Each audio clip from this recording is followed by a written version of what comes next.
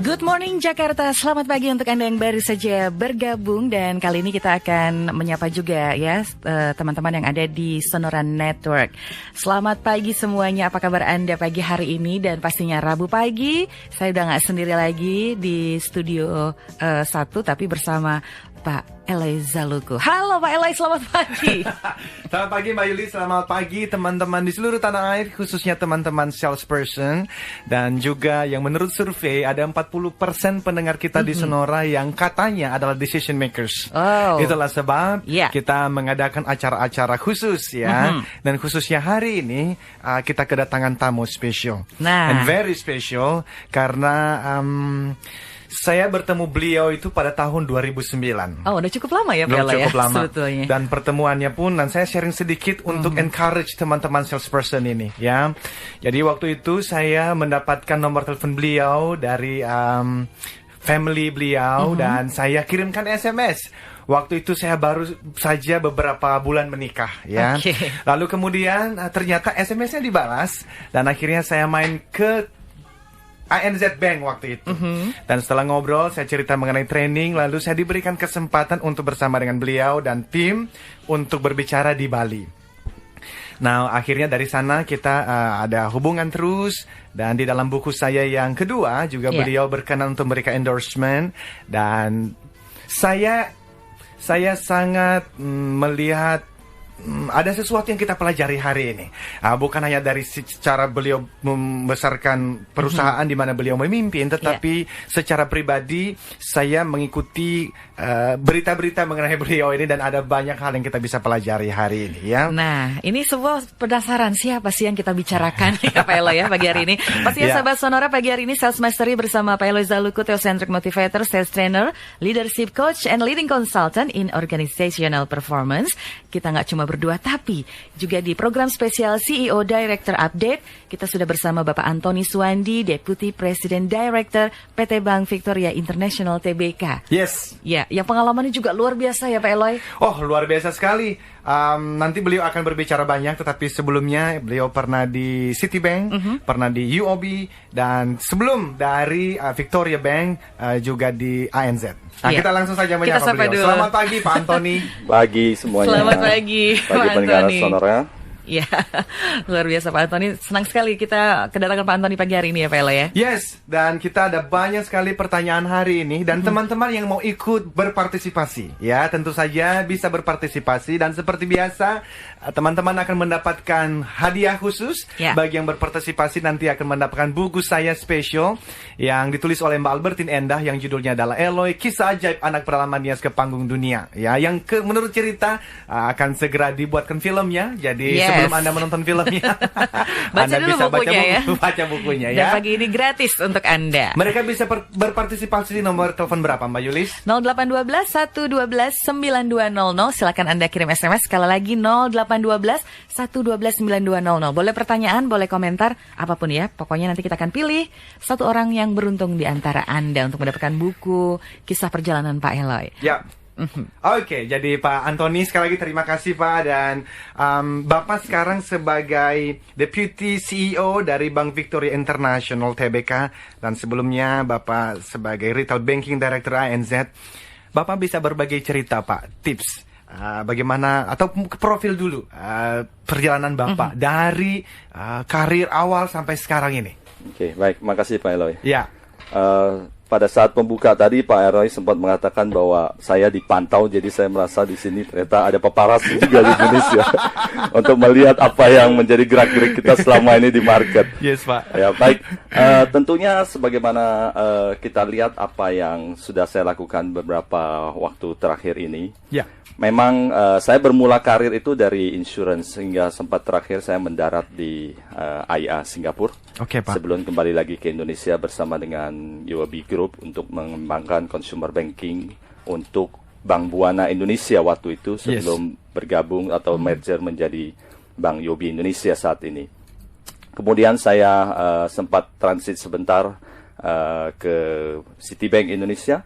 Kemudian saya minta untuk bergabung dengan ANZ. Pada saat itu mereka belum memiliki consumer banking sama sekali. Yes. Sehingga pada saat kita mulai, kita hanya punya 2 cabang pada saat itu, dan sekarang Anjet punya 28 cabang di seluruh Indonesia. Yep. Dan memang spesialis saya kebanyakan rata-rata kalau dilihat apakah itu Anjet ataukah Victoria ataukah UOB sebelumnya, kebanyakan itu kita mulai selalu dari white paper. Yes. Selalu mulai sesuatu yang baru scratch, kemudian kita build seperti itu. Yep. Dan saya juga memiliki tanggung jawab yang hampir sama di Bank Victoria saat ini, Yes. untuk mengembangkan dan membangun retail banking dan wealth managementnya sendiri. Retail dan wealth managementnya ya, Betul, Pak ya? retail banking dan wealth management. Dan tentunya kita harapkan dalam beberapa tahun ke depan nanti kita bisa lihat apa yang akan terjadi di market dengan Yes. Bank Victoria. Ya. Mudah-mudahan kita juga bisa didukung oleh para nasabah yang ada di Indonesia saat ini. Yes. Saya kira begitu. Pak, ada pertanyaan-pertanyaan khususnya pasti orang-orang di perbankan yang agak kaget juga ketika Bapak dari multinational company, dari bank-bank asing berpindah, dan ada apa Pak? Ada apa, memang merasa tertantang untuk melakukan sesuatu perubahan di sana, atau seperti apa visi impian Bapak saat ini di Bank Victoria khususnya? Baik, tentunya ini satu pertanyaan yang tidak asing di telinga saya. Dan tentunya kita bisa melihat bagaimana suatu challenge itu akan berbeda untuk masing-masing orang. Ya. Dan untuk saya secara pribadi, saya memang suka sekali itu membangun sesuatu yang baru. Yes. Dan melihat kekuatan daripada Bank Victoria ini, saya melihat dari sudut permodalan, capital, Yes. dari sudut komitmen dari pemegang saham. Saya melihat ini satu modal dasar untuk bisa membawa Bank Victoria ini ke level yang lebih tinggi lagi, Yes. untuk menjadi pemain nasional di Indonesia khususnya. Ya. Terutama masih banyak sekali bank lokal yang belum masuk ke sektor wealth management. Yes. Dan Bank Victoria ingin menunjukkan itu bahwa bank lokal pun bisa menjadi pemain besar untuk sektor itu. Oh. Dan tentunya saya yakin dalam hal ini regulator dan Bank Indonesia akan senang mendengar ini Yes, juga. yes. Kita menunggu gebrakannya, Pak. Teman-teman yang lain pasti menunggunya. Dan mungkin untuk pendengar, Bapak memulai karir itu pasti dari awal sekali juga ya, Pak ya. Bisa sampai di posisi seperti sekarang ini, pasti ada sesuatu yang Bapak lakukan yang signifikan untuk menjadi sharing untuk teman-teman pendengar di 20 kota lebih saat ini. Mungkin bisa sharing, Pak. Oke, kalau dibilang satu, saya harus pilih yang terbaik tentunya. Yes. Baik, satu itu yang saya lihat adalah pada saat saya bekerja itu, saya itu selalu bekerja tim, oke. Ya. Jadi teamwork itu menjadi satu pondasi yang paling kuat buat saya. Yes, Dan Pak. apa yang ingin saya lihat dari teamwork ini? Saya ingin melihat tim saya itu sukses. Yes. Jadi kalau mereka berhasil, disitulah saya merasa saya sukses dan saya berhasil. Ya. Kalau ternyata hanya saya sendiri yang berhasil dan mereka itu tertinggal di belakang saya, berarti saya belum sukses menjadi seorang leader untuk Oke. mereka. Oke. Jadi itu selalu yang saya bawa adalah bagaimana kita bisa membuat orang lain berhasil. Contoh beberapa teman-teman yang saya katakan membuat saya bangga itu dari mereka yang tadinya itu masih datang ke kantor itu naik bis kota, Yes. nah naik oplet, naik ojek. Yes. Sekarang mereka itu sudah bisa punya mobil, punya apartemen, punya rumah. Itu yang saya lihat bahwa saya bisa membawa mereka berhasil. Mereka bisa membentuk keluarga, keluarganya mapan. Saya bangga lihat itu. Wow. Oke, jadi saya senang sekali kalau orang lain atau tim saya itu berhasil. Yes. Baru itu kebanggaan buat saya. Yes. Itu. Iya. Saya juga pernah mendengar Bapak bertentang ini 3E yang menjadi 3E yang menjadi kunci sukses Bapak dalam karir selain daripada membangun tim tadi. Bapak bisa ceritakan Pak 3E ini? Oke, 3E ini ya, 3E ya di bahasa Indonesia 3E. tanya. Itu saya punya konsep ini karena ini yang menjadi arahan yang saya bawa terus sampai sekarang. Yes. Yakni yang pertama itu yang saya katakan tuh kita harus engage untuk bisa berempati. Yes. Oke, dengan tim kita. Kalau kita sudah engage, kita akan tahu apa yang terjadi kepada mereka, keluarga mereka. Jadi terkadang karyawan bekerja itu ada up, ada down. Yes. Kalau kita tidak engage mereka, we don't know what happened to them. So once we really engage to them and we empathy to them, we know what happened to them and we can help them. Yes. We can help them not only as the manager or as a boss, Yes. okay, but as a friend. Kita Yes. bisa bantu mereka. Nah, yang kedua itu adalah example. Yes. Jadi kalau kita mau tim kita melakukan sesuatu yang kita mau, Yes. karena fungsi daripada seorang manajer atau seorang leader mengarahkan tim kita untuk melakukan apa yang kita mau, betul? Right. Tapi bagaimana cara kita menunjukkan kepada mereka? Kita harus show them by example. Oke. Jadi kalau yang pertama tadi adalah bagaimana kita engage Yes. kepada mereka, kedua adalah bagaimana kita show them example, Yes. dan yang ketiga kata kuncinya adalah empower. Empower ya. Empower ini bagaimana kita harus mempercayakan kepada tim kita untuk melakukan suatu hal, baik itu hal yang kecil maupun hal besar. Delegation ada di sana. Delegation ada di sini. Karena kuncinya bagaimana kita sebagai leader harus menciptakan leader-leader baru. Right. Bukan hanya kita leader dan selamanya mereka jadi bawahan. Yep. Kita harus bisa membangun mereka ini. Makanya saya pernah quote sesuatu pada tahun 2007 November, Yep. pada saat saya meninggalkan Bang Yobi. Saya katakan di situ bahwa the ultimate success of a leader is measured by how many leaders you have created. Yes. Jadi semakin banyak Anda mengenerate leader, itu merupakan determinasi atau indikator Kesuksesan. bagaimana Anda sukses sebagai seorang Ya, leader. very good. Pak, kalau bisa kasih contoh saja simple, Pak. Yang tadi engage dengan tim itu, secara sederhana contoh yang Bapak bisa lakukan apa? Untuk engage dengan tim members ini gimana, Pak?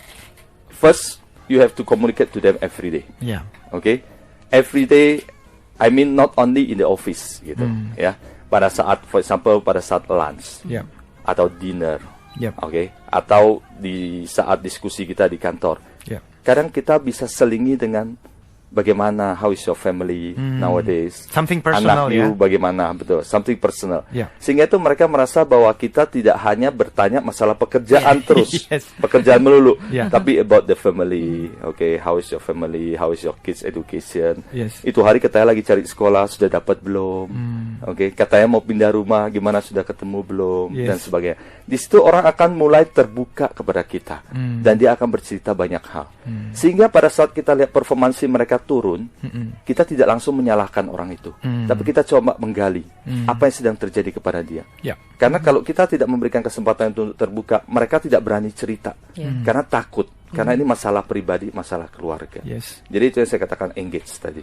Jadi kalau ada teman-teman pendengar Sonora yang sebagai CEO, sebagai directors atau managers yang begitu sibuk dengan banyak pekerjaan dan merasa I don't have time untuk bicara dengan team members ini sampai ke level personal, advice Bapak apa jadinya, Pak? Start it now. Oke, kita akan mulai lagi nanti setelah jeda berikut ya. Masih bersama Pak Antoni Suwandi pastinya, Vice President Director PT Bank Victoria International Tbk. Dan Pak Eloy, kita akan gali lagi terus ya ilmu dari Pak Antoni ini pagi hari ini. Pastikan Anda juga bersama kami, sahabat Sonora, untuk bergabung. Silakan SMS di 0812 112 9200. Ada satu buku cerita pengalaman hidup Pak Eloy nanti di akhir acara akan kami bagikan untuk Anda yang beruntung pagi hari ini. Tetap bersama kami.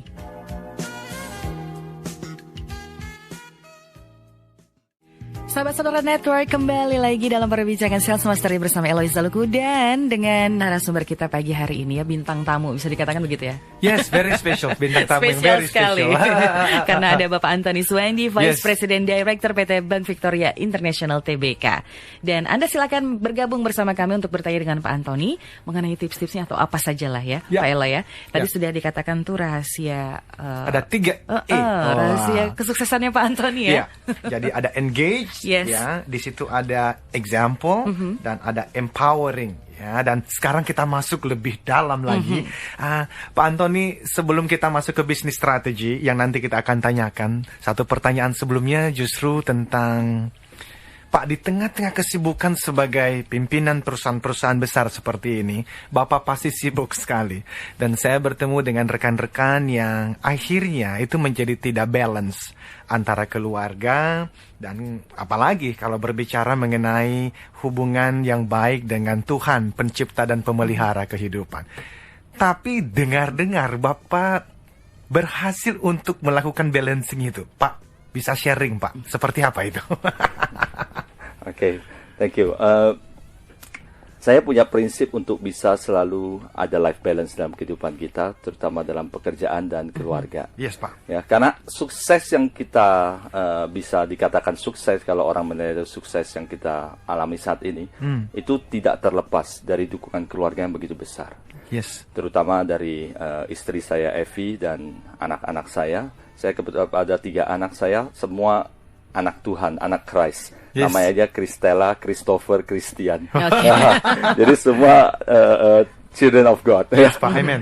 Nah, jadi kita lihat dukungan daripada keluarga itu begitu besar, sehingga kalau kita sampai sukses dalam pekerjaan, kita katakanlah sukses sementara waktu dan kita mengabaikan keluarga, Yeah. I believe someday you will have to sacrifice one part of this.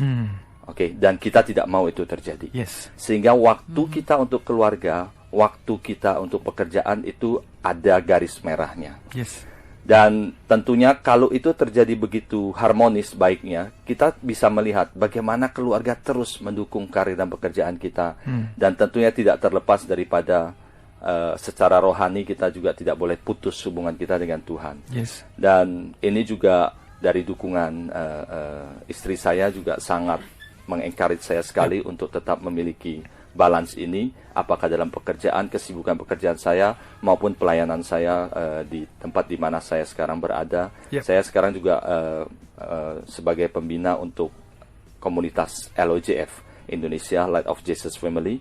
Yes. Dan sekaligus juga saya pewarta mimbar di Keuskupan Agung Jakarta. Yes, luar biasa sekali. Makanya tadi Mbak Yulis saya bilang ada banyak hal yang bisa kita pelajari dari Pak Tony, bukan hanya dari bisnis tetapi personal.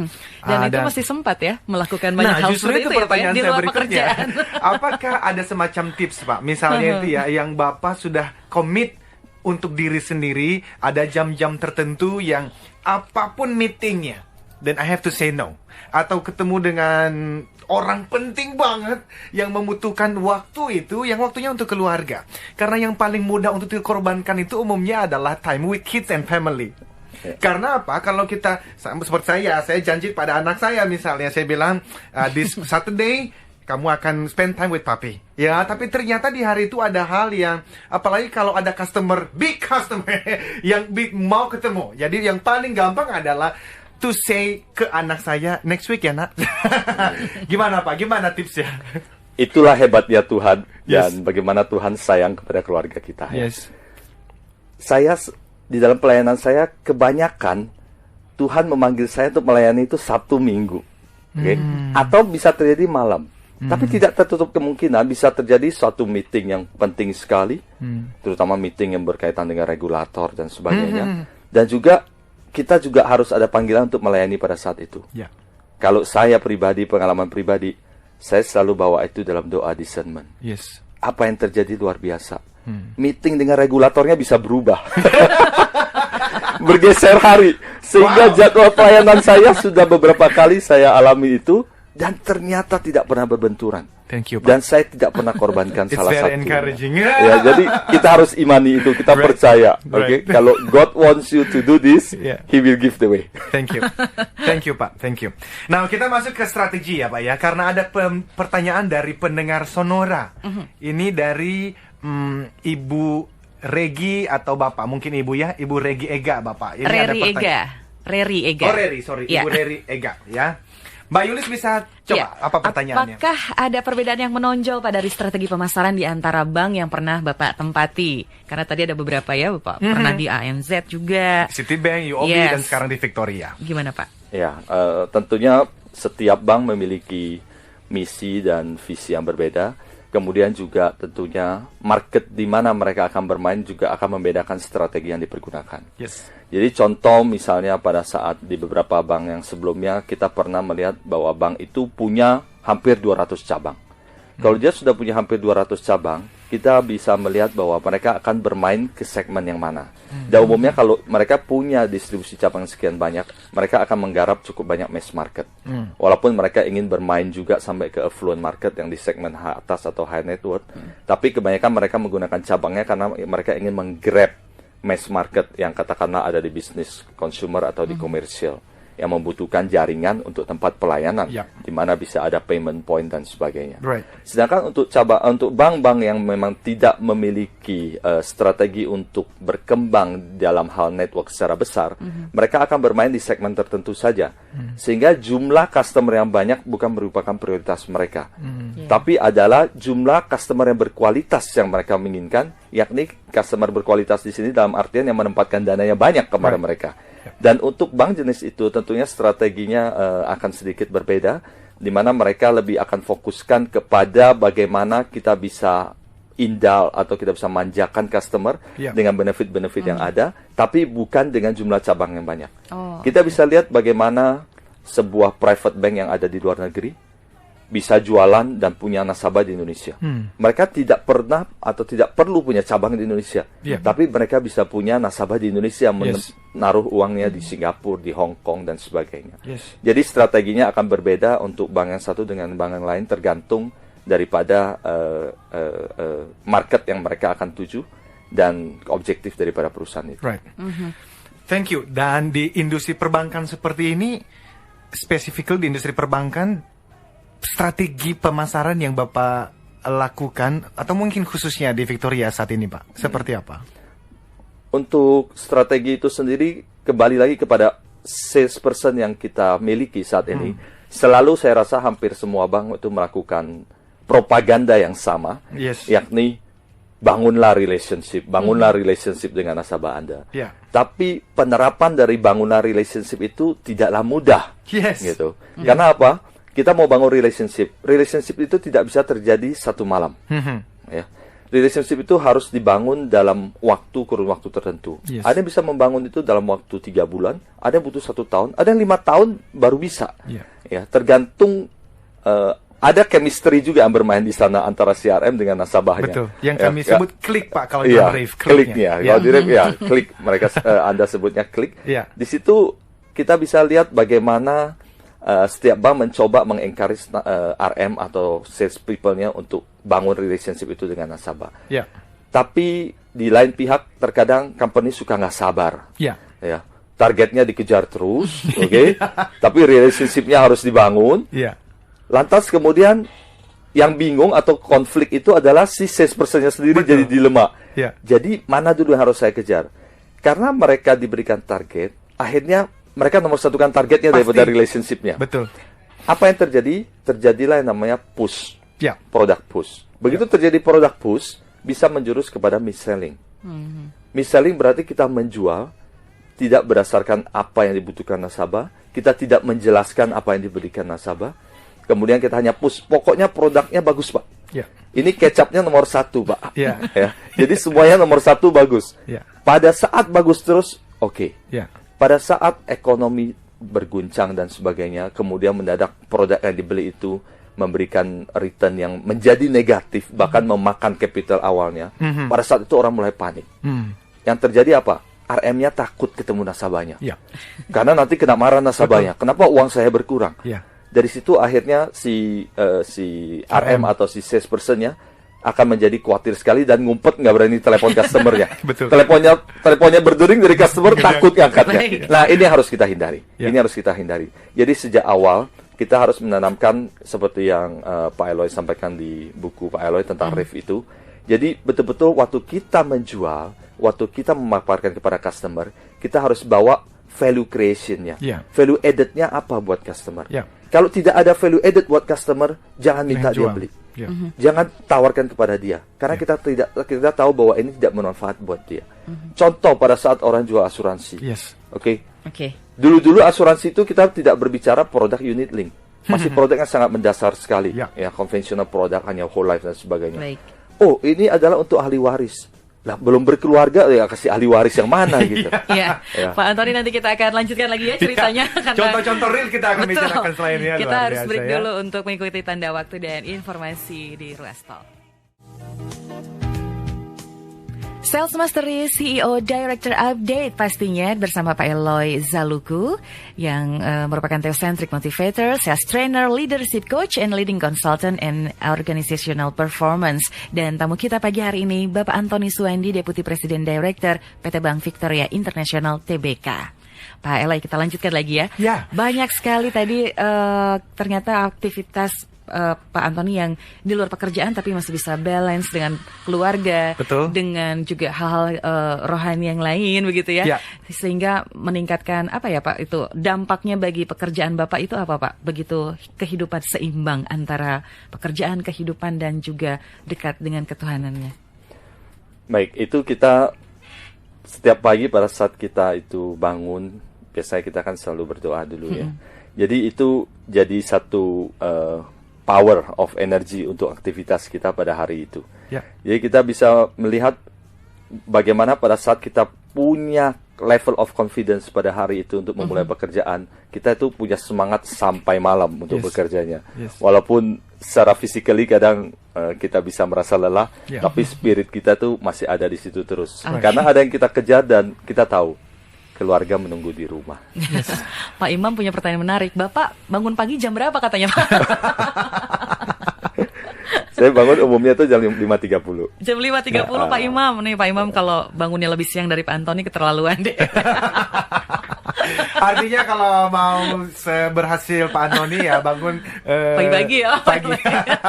Ini ada pertanyaan lain juga nih, bagus sekali, dari Pak Andre di Bekasi. Pak Antoni, Pak Andre bertanya, apa yang Bapak lakukan bila salah satu anggota tim kerja menurun kinerjanya bahkan tidak tercapai targetnya? Apakah akan bongkar pasang tim kerja ini atau apa yang Bapak lakukan? Saya rasa kalau untuk bongkar pasang itu adalah alternatif paling terakhir. Yes. Ya, paling terakhir. Untuk awal tentunya kita bisa melihat tidak semua kegagalan tim kita itu salahnya adalah tim kita. Tapi bisa jadi kesalahannya ada di kita. Karena we don't put the right man in the right place. Sehingga orang tersebut memang tidak cocok di situ, tapi kita paksakan dia ada di sana. Untuk itu pada saat penempatan orang itu, kita harus betul-betul melihat kompetensi beliau yang bersangkutan seperti apa. Kalau sampai dia tidak tercapai dalam kurun waktu jangka pendek, ada yang namanya mentoring, coaching yang kita harus lakukan terus-menerus. Jadi kalau coaching itu sudah dilakukan dan improvement sudah dilakukan, tapi ternyata tidak bisa juga, berarti we put the wrong man in the wrong place. Thank you. Dan kita kembali kepada propaganda relationship tadi, Pak Antoni, karena dari lebih dari 10 perbankan yang saya juga sudah berikan training selama hampir 10 tahun terakhir, semuanya berbicara mengenai relationship. Tapi yang menarik, tadi Bapak mengatakan bahwa karena relationship itu dibangun tidak dalam semalam, tapi butuh proses. Artinya itu butuh komitmen dari top management ya Pak. Betul. Karena di dalam Rave Selling, Relationship Based and Value Creation Selling yang saya bangun, itu memang yang pertama saya menyebut Rave Sales Organization. Jadi bagian dari marketing strateginya sendiri itu sudah menjadikan relationship, value dan engagement sebagai tonggak yang sangat penting di dalam membangun strategi pemasarannya. Tetapi Pak, kan kita mesti kejar target juga. Dan seperti tadi Bapak sampaikan, apakah jadinya KPI dari teman-teman RM itu tidak hanya pada sales target saja, tetapi ada juga KPI dalam hal yang namanya ada relationship capitalnya, hubungan kedekatannya. Saya pernah membaca satu penelitian dari Gallup, itu mereka punya beberapa cara untuk mengukur kedekatan seorang salesperson dengan nasabahnya. Tetapi kalau itu dilakukan, apakah itu menjadi solusi Pak, supaya relationship ini menjadi sesuatu yang betul-betul bisa dijalankan oleh teman-teman RM? Baik, sebenarnya untuk teman-teman RM atau teman-teman sales, relationship itu sendiri sebenarnya jangan sampai menjadi satu hal yang dipaksakan. Karena keuntungannya, ultimate benefitnya itu adalah Anda sendiri. Karena kalau sampai Anda punya hubungan yang baik, sudah terjadi banyak di market, bahwa kalau seorang RM dari sebuah perusahaan pindah ke tempat lain, nasabahnya ikut pindah. Itu karena relationship yang begitu baik antara Anda dengan si nasabahnya. Nah, ultimate benefitnya adalah si salesperson itu sendiri. Kembali lagi dari sudut manajemen. Pada saat kita menerapkan satu model kepada salesperson bahwa mereka harus tekankan relationship kepada mereka, kita sendiri harus punya komitmen untuk betul-betul mau investasi untuk hal ini. Ya, apakah kita itu bisa mengkategorikan si salesperson-nya itu dengan tiering berdasarkan fase dia masuk, sehingga kita ada yang namanya sales yang masih rookies, ada yang sudah senior, ada yang sudah veteran sekali, sehingga targetnya juga berjenjang berbeda. Oke, dari sana kita bisa memberikan waktu kepada tim kita untuk membina dan membuild. Juga span of control daripada nasabah dia. Jangan paksakan seorang RM punya nasabah 200 orang. 300 orang. Bagaimana dia akan manage? Oke. Nah, ini yang saya sering sampaikan juga tentang bagaimana di dalam KPI-nya itu juga kita menerapkan yang namanya komplain dari nasabah. Jadi kalau ada komplain itu akan mengurangi dia punya performance. Jadi level of service dia ditentukan oleh berapa banyak juga komplain yang terjadi atas pelayanan dia. Ya, bahkan kita sempat menerapkan beberapa hal melakukan callback kepada customer. Apakah RM Anda menerangkan tentang hal ini sebelum Anda beli? Apakah Anda kecewa kepada RM Anda? Apakah ada input yang mau disampaikan kepada RM Anda? Itu yang melakukan adalah tim independen untuk mengukur supaya lebih objektif ya Pak. Betul. Ya, Pak. Masih dalam strategi Pak, Bapak pernah mention mengenai know your customer and know your employee. Kalau employee tadi sudah dijelaskan engagement, tapi yang know your customer bahkan sampai know your family, extended family dari customer, Bapak mention bahwa itu strategi yang harus dilakukan oleh teman-teman RM, salesperson. Bapak bisa lebih elaborate Pak, ini seperti apa? Kita bicara dalam penerapan, selain daripada penerapan konsep kehati-hatian perbankan di dalam mendeteksi nasabahnya, yaitu KYC ya, Know Your Customer. Kita juga menerapkan namanya KYE, Know Your Employee. Oke. Kenapa kita lakukan dua hal ini? Karena kalau kita hanya Know Your Customer, tidak Know Your Employee, banyak sekali terjadi. Seperti saya katakan tadi, kalau tadi kita tidak engage kepada kita punya tim. Pak. Kalau mereka, katakanlah, mereka punya financial problem di dalam keluarganya. Banyak sekali yang terjadi akhirnya, mereka itu sedikit mata gelap, terjadilah fraud. Pada saat terjadi fraud, karena kita tidak engage dengan kita punya tim, kita tidak know your employee, kita tidak tahu terjadi masalah apa, fraud itu terjadi. Dan dirugikan akhirnya customer. Pada saat KYC itu kita lakukan. Nah, Know Your Customer sendiri saat ini sudah bergeser tidak hanya Know Your Customer, yakni seperti yang Pak Eloy sampaikan tadi, yakni KYF, Know Your Family. Jadi tidak hanya nasabah itu sendiri yang kita kenal, bahkan sudah extend sampai kepada istrinya, suaminya, atau anak-anaknya. Sehingga pada saat mereka ulang tahun, yang ulang tahun bukan nasabahnya aja, extended family ulang tahun pun kita ingat, kita tuh reward sesuatu, greeting sesuatu. Ini yang akan menjadi hard buying daripada kita kepada customer kita. Jadi mereka tidak hanya melihat bahwa transaksi saja yang menjadi basis, tapi relationship di luar daripada transaksi perbankan itu menjadi modal utama juga. Itu jadi termasuk menemani jalan-jalan, bukan hanya menemani jalan-jalan si nasabahnya ya Pak, tapi pasangan dari nasabahnya juga ya? Ya, itu terjadi. Contoh kita lihat banyak sekali private bankers dari negara luar ya. Pada saat nasabah-nasabah dari Indonesia tidak tertutup hal itu terjadi, banyak sekali nasabah kita taruh uang di Singapura, di Hong Kong ya. Pada saat mereka datang ke Singapura, dijemput oleh si bankersnya, istrinya ditemenin shopping jalan-jalan, anaknya dibelikan ini, dibelikan itu. Ini merupakan nilai yang tidak tersurat di dalam perjanjian antara bank dan nasabah. Jadi hal yang tersirat ini ternyata memiliki power yang begitu besar untuk bisa buy hard daripada customer. Dan ini relationship-nya ya Pak ya. Nah Pak, Bapak kalau melihat industri perbankan di Indonesia khususnya sekarang, ada banyak challenge yang sekarang sedang dihadapi oleh perbankan. Apakah itu bunga ya, atau seperti apa Pak tantangannya yang sekarang sedang terjadi, dan bagaimana cara Bapak khususnya dari Victoria untuk mensiasati tantangan ini? Oke, 1-2 bulan terakhir ini kita lihat tren daripada BI rate yang meningkat terus. Betul ya. Pak. Ini tentunya merupakan satu tantangan untuk industri, terutama dari sektor lending. Ya. Karena kalau sampai BI rate-nya naik, harapan daripada deposan atas bunga deposito juga naik, dan akibatnya bank harus menaikkan juga suku bunga lending, ya suku bunga kredit. Dan ini tidak menguntungkan untuk sektor real. Akan menjadi beban bunga yang harus dibayar oleh perusahaan-perusahaan itu kepada bank akan menjadi meningkat. Dan tentunya kalau dari sudut bank sendiri, dengan adanya kondisi demikian, maka selain mengadjust daripada suku bunga, karena ini mempertahankan net interest margin daripada bank bank juga mulai menggenjot yang namanya fee-based income. Fee-based ya. Oke, nah fee-based income ini sendiri kita bisa lihat saat ini banyak sekali bank-bank yang sudah masuk kepada sektor ini, terutama sektor-sektor wealth management.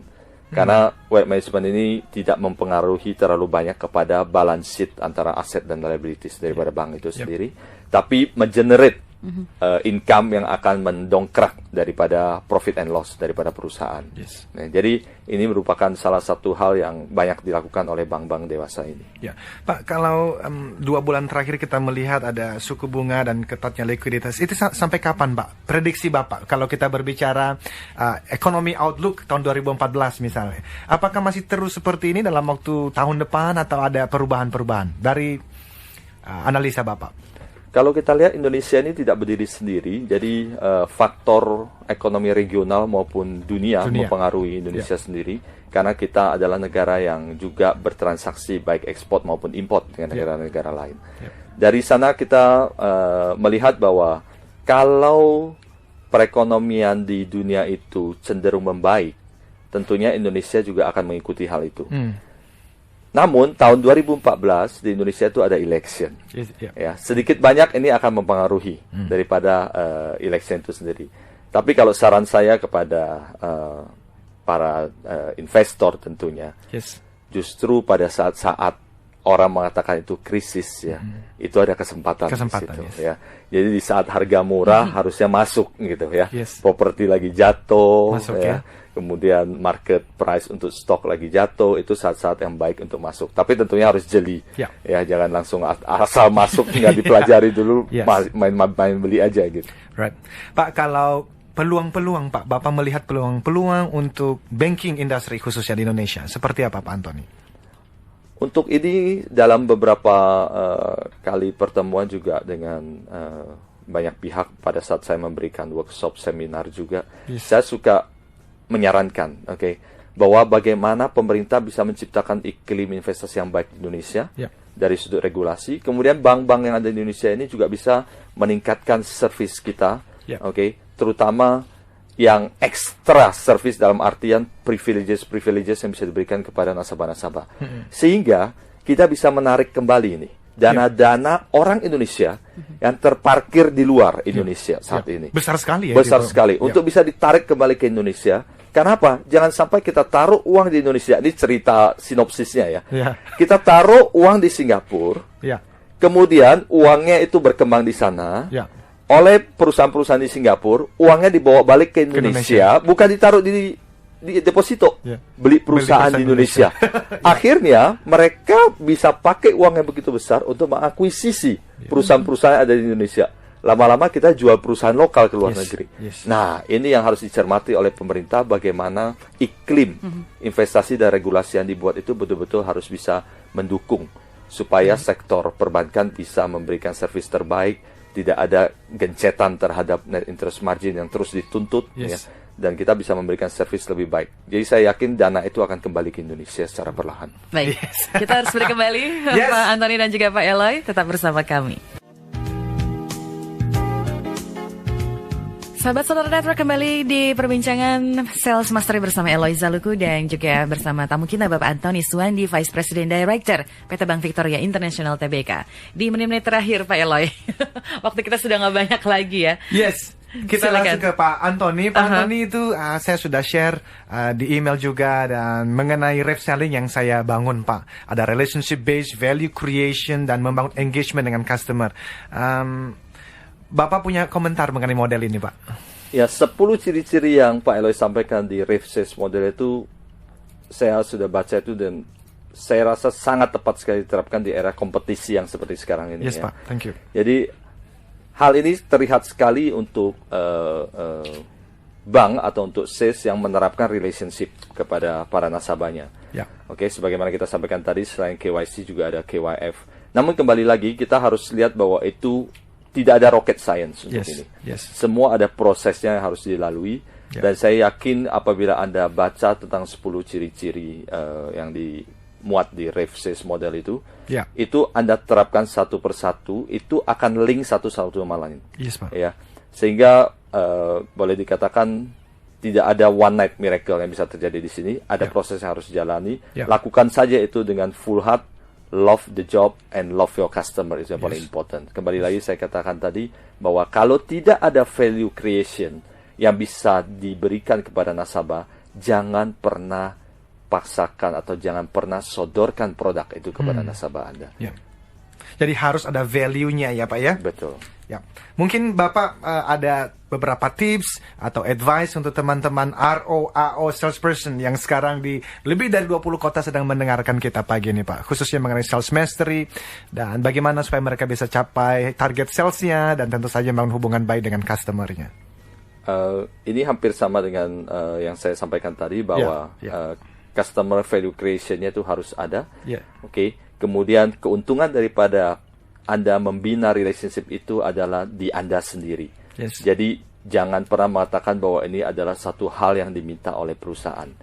Oke, ultimate benefit adalah Anda sendiri. Dan tentunya untuk para sales leader yang saya kasih resepnya tadi adalah 3E tadi. 3E, yes. Engage, kemudian you do it by example, and then empower. Harus percaya kepada tim kita untuk bisa melakukan itu. Luar biasa sekali. Apakah kita masih ada waktu untuk membacakan? Sayang ya. Waktu kita sangat sempit. Yes, jadi kita simpulkan ya. Teman-teman, rekan-rekan, sahabat Sonora di seluruh tanah air, kita sudah bertemu dan kita sudah berbicara banyak dengan Pak Anthony dan kita belajar ada dua hal yang kita bawa pulang dari pertemuan ini. 3E. Yang pertama adalah tadi itu engaged. Kemudian example dan empower. Dan kita berbicara mengenai Rave Selling Model juga hari ini yang menjadi model untuk kita lakukan dan lakukan saja itu ya. Just do it ya. Just do it. Kata Anthony. Kita akan bertemu minggu depan. Baik, dan saya Yulis. Saya Eloy, katakan Yes, I can. Salam sukses. Triangle.